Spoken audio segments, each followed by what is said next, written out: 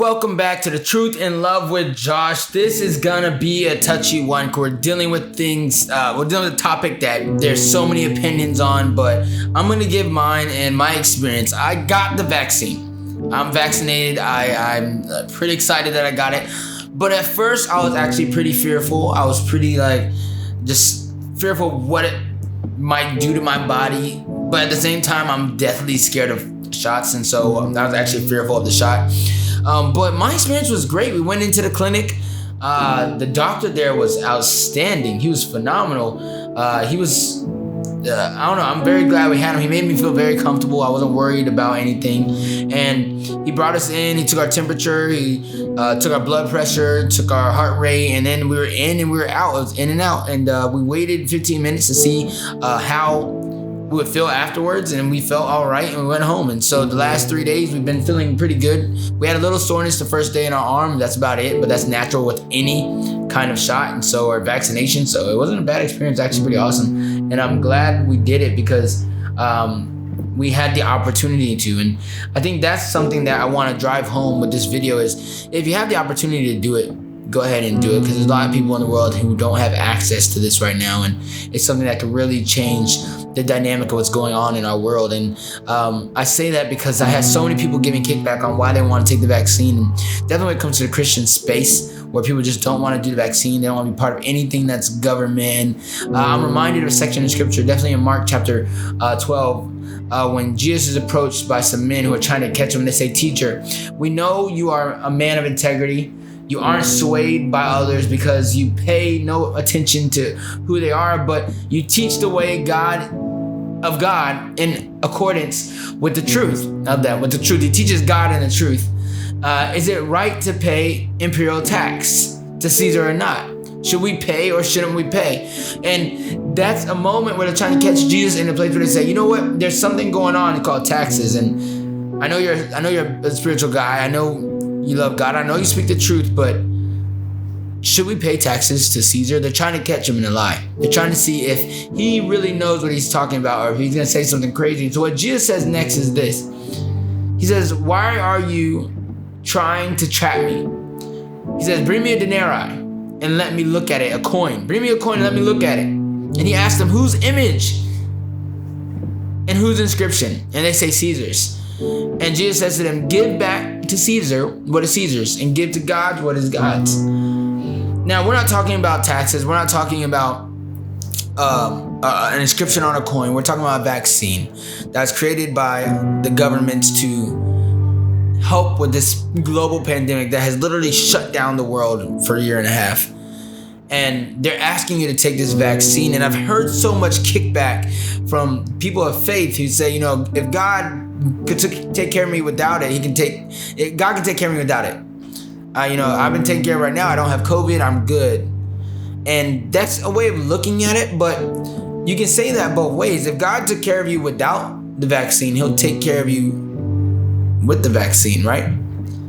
If God will take care of you when you are in your time of need, he'll also take care of you when you're in your time of just flourishing. He's going to take care of you. That's God's nature. And so with this vaccine, we can't use that. Well, God took care of me when without the vaccine. Yeah, he'll take care of you with it too. And people want you to get it so that you can have the antibodies to be able to fight this disease, or not disease, this virus that is really messing up the world right now. And I've also heard people say, well, what if this is a ploy of the government to track you and see where you're going? You know what? If that's the case, if the government is so concerned about me and where I'm going, I must be a very important person. But I'm not that important. I'm not doing anything where the government would see it and say, "Oh man, I think we caught Josh in something crazy."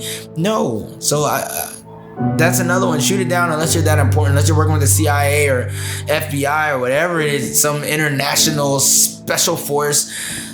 It shouldn't really bother you at all. And last, there's a group of people that said it might be the sign of the beast. Like you're getting this is what you need to purchase stuff or travel.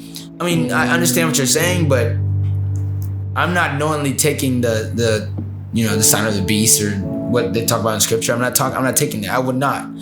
But this is something where it opens up the world. It opens up me the ability to travel again. It opens up the ability for me to open the church again. It opens up the ability for me to talk to people again and breathe in a space where I don't feel uncomfortable because I don't know what's out there. And so if you're lucky enough to be given the opportunity to take this to take this vaccine, I would say go get it if you can, because I would hate for us to be that story that we've all heard about. And we all know the story. We all know that story where there's a flood and this guy's stuck on his roof, and a guy that he knew comes down in a boat, and then he says, "Hey, you need any help?" And he said, "No, I don't need any help. God got me." And the guy on the boat drives off, and the waters are steady rising. And another guy comes by and he says, "Hey, do you need help?" And he says, "No, God got me." And he goes on, and then the waters keep rising until they get too high. And the guy that's on the roof actually drowns because he didn't take the opportunities that came to him when they came to him. Because he was so bent on God's gonna save me. And you know what? God was gonna save him. He was using boat 1 and boat 2. He just decided to be, I would say, prideful and ignore the signs of the help, ignore the signs of the opportunity. And so for you and I, let's not be the people that ignore the signs of help, ignore the signs of opportunity in life. This vaccine is an opportunity for many of us. There's many people in the world that do not have access to this vaccine. If you're listening to this video, I guarantee you have access to it. So if you get a chance, go out and get the vaccine. I'm not saying you have to, but I think it would be a good idea to do it just so things can get back to normal. But I'm curious to think what people think about the vaccine, because I have it right now. I have the first half of the vaccine, and right now I'm feeling no different. I do have kind of a peace of mind, which is weird. Like I know I have peace in who God is, but I have a peace of mind knowing that, you know, my body should be making, you know, the right cells and antibodies to fight this crazy virus that's here. But I don't know. Let me know what you think. The world's not ending right now. This virus isn't taking us out. This vaccine isn't taking us out. Let's all be wise. Take the opportunities that present themselves, because we don't want to be like that guy on the roof. And when the floods rise and the help has passed, we're unable to access help now because we turned it down so many times. And this is just a message to anybody out there who's questioning, should they get a vaccine or should they not? I would say, look, if you don't have an underlying issue that vaccine might harm you, go ahead and take it.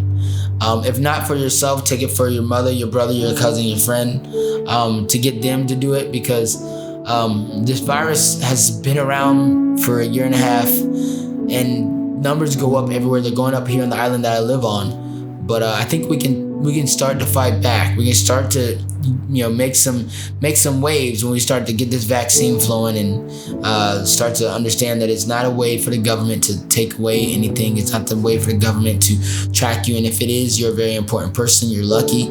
But I think it's just a way for us to try to get back to normal. And so hopefully, if you're healthy enough, go ahead and take that vaccine. That's not Bible, you know what I'm saying? It's not Bible. It's not something that I'm saying you have to do, but I do believe it's something that we should do. And as leaders who are leaders of churches or leaders of households, we should be the first ones to step out and lead our people in the right direction, lead them into a place where they can find help, they can find rest. And this vaccine is something that allows us to give us a little bit of normalcy and to open up the doors a little better. So thank you for watching Truth and Love.